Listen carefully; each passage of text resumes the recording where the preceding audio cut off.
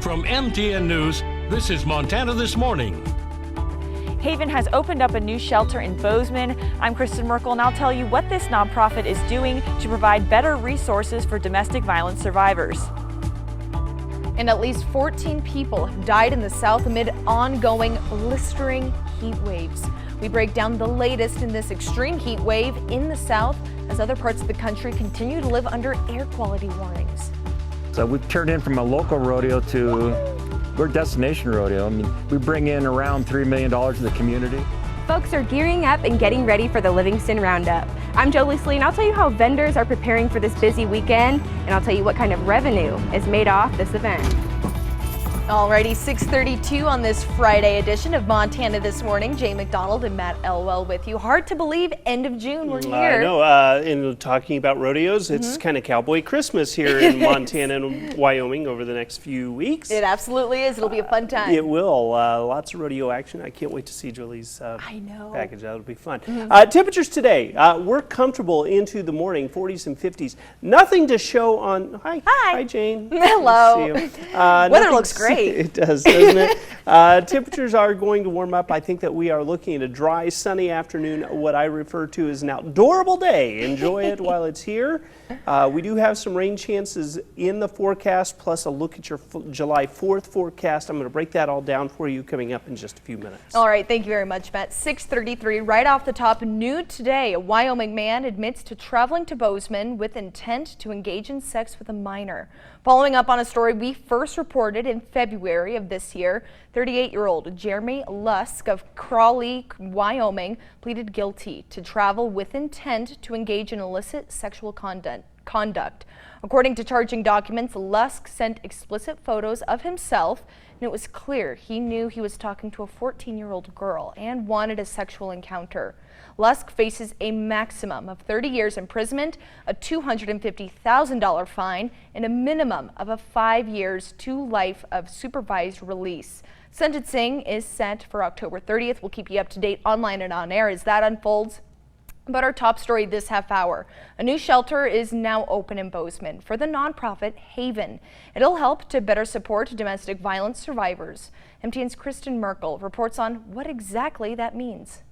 I'm here in front of Haven's new shelter that is providing more resources than ever before to survivors of domestic violence in Gallatin County.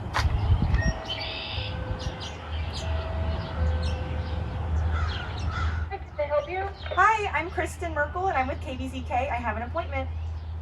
Thank you. I see you on our pre-approved list and I'll let you in.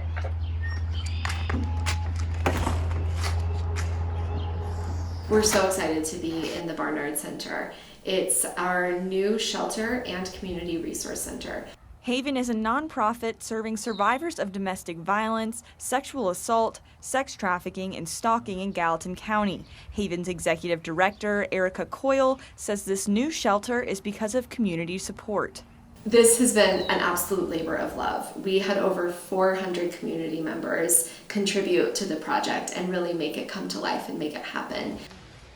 This is our administrative wing.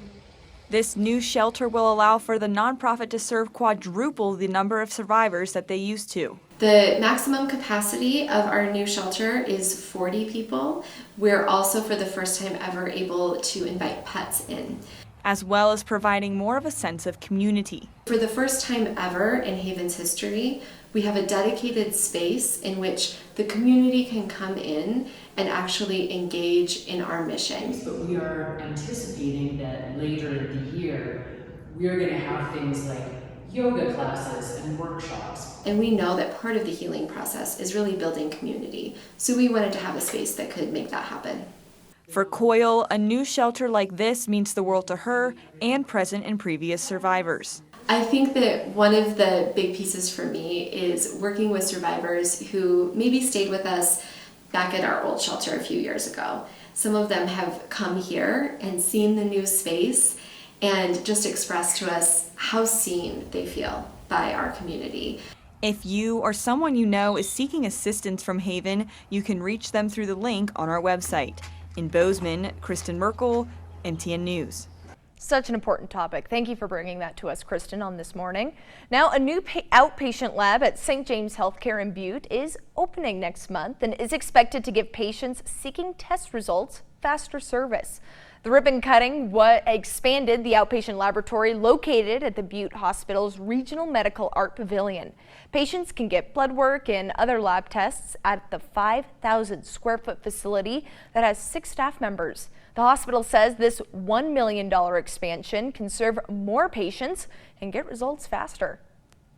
Our phlebotomists are excellent at drawing blood and getting any specimens we need. We can communicate with their provider if there's any questions, and usually test results are done same day unless it's a very specialized test. So it's really going to allow for a really quick time for our patients to get the results they need for their health care. And the new outpatient lab will be open on July 10th, so not too far out. And switching gears to the heat, which is to blame for at least 14 deaths in the south amid an ongoing blistering heat wave. And smoke from the Canadian wildfires is blanketing large swaths of the Midwest and Northeast. Bradley Blackburn has the latest from New York. Caught on a home security camera, an Amazon delivery driver overcome by temperatures in the triple digits in Cypress, Texas. Wednesday, parts of the Lone Star State were hotter than 99% of the planet. In Dallas, the temperature inside Norman Grant's home climbed past 104 degrees before a donated air conditioner could be installed. Sweating like crazy. More than 62 million Americans in the South are now under excessive heat watches, warnings, and advisories, many desperate to find ways to cool down. And just walking around, they're sweating nonstop, so if it wasn't for splash pads and stuff like that, we'd be inside. The Midwest and Northeast are not faring much better. Smoke from the ongoing Canadian wildfires is blanketing big cities like Washington, D.C., Chicago, Pittsburgh, and Detroit. My throat has been sore, I've been coughing. All of New York State is now under an air quality alert, and here in New York City, forecasters expect the smoke to be a problem on and off for several weeks. And weather woes have stretched westward. This weekend, California is forecast for its first major heat wave of the year, which could kickstart dangerous wildfires. Governor Gavin Newsom says his state is ready with 1,000 cameras positioned in wildland areas and satellites looking for hotspots, as well as a new fleet of firefighting aircraft. We're meeting, dare I say, the moment, addressing the nature of extremes that we're now challenged with in this state. The National Weather Service is warning the hot, dry, windy conditions could lead to dangerous fires throughout the Southwest. Bradley Blackburn, CBS News, New York. Now, Amazon says the driver who experienced a heat episode did not require emergency help and is now feeling better. Now focusing back in Montana as we approach some warmer temperatures and the 4th of July holiday weekend, officials with the Department of Environmental Quality are asking people to be aware of potentially harmful algal blooms in Montana waterways. Blue-green algae are native organisms to Montana's waterways, but with an uptick in nutrients and warm weather, the population of the algae can explode and has the potential to be harmful to humans and animals alike. Tiffany Leiden with the DEQ's Water Quality Division noted while the agency hasn't had too many reports of potentially harmful algal blooms so far this year, recreationists should be on the lookout this weekend. If they see something that looks like it could be hazardous, to stay out of the water and to report it to officials. When you're looking for a harmful algal bloom is what looks like kind of spilled paint or grass clippings on the surface of the water, and those are typically kind of a bluish or blue-green color, but sometimes it can be yellow or gold or red. Before you have your kids or yourself or your dogs go into the water is just to take a look at the water and see if you see any of those common characteristics of a harmful algal bloom, and if in doubt, stay out of the water. Now, reports on potentially harmful algal blooms can be made at hab.mt.gov. Now, people are gearing up to get ready for the Livingston Roundup. And MTN's Jolie Sallee tells us how the vendors are preparing for a busy holiday weekend and what kind of revenue comes from the rodeo. I'm here at the Park County Fairgrounds where the stands are empty, as you can see, but not for long. Folks are out here setting up for the Livingston Roundup, and it sounds like it's going to be a busy weekend. I get to see my friends and Yeah, that's when they all come home, and I recruited my best friend to work with me now. Kimberly Stewart has been coming out to the Livingston Roundup since she was 8 years old to serve food. It was kind of a money maker for my brother and sister and I for our school clothes. Now she comes home from Wyoming every year with her husband to keep the tradition alive. In the whole time we've had this, which, I don't know, like I said, since I've been 8, I have never watched a Livingston rodeo. And even though Stewart was too busy serving food to ever see the rodeo events at the Roundup, she sure remembers the festivities afterward. The FFA used to put a dance on every single night after the rodeo. We would get done doing this and we'd rush home and change our clothes and come down to the dance until, 2 o'clock in the morning. It was the best time ever. But since then, things have changed. So we've turned in from a local rodeo to we're destination rodeo.